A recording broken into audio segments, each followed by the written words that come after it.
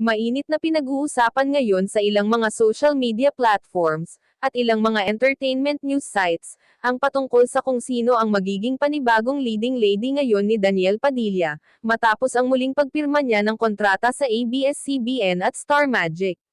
Bagamat nasa iisang management at network sina Catherine Bernardo at Danielle Padilla ngayon, pareho silang nag-renew ng kontrata sa Star Magic at ABS-CBN.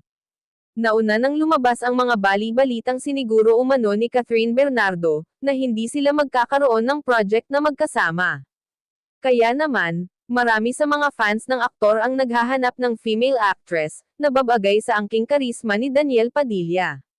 Isa sa mga napupusuan ng mga netizens, na maging panibagong leading lady ni Danielle Padilla, ay walang iba kundi si Atasha Mulak.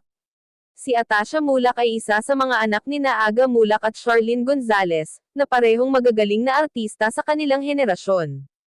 Marami sa mga netizens at mga fans ni Danielle Padilla, ang nagsasabing bagay na maging magkapareha ang dalawa. Marami rin ang humihiling na perfect combination ang dalawa, dahil baguhan pa lamang si Atasha, at hindi pa gaanong kilala, kaya naman makakatulong rito ang katanyagan ni Danielle Padilla. Sa ngayon, ay mapapanood si Atasha Mulak sa Itbulaga,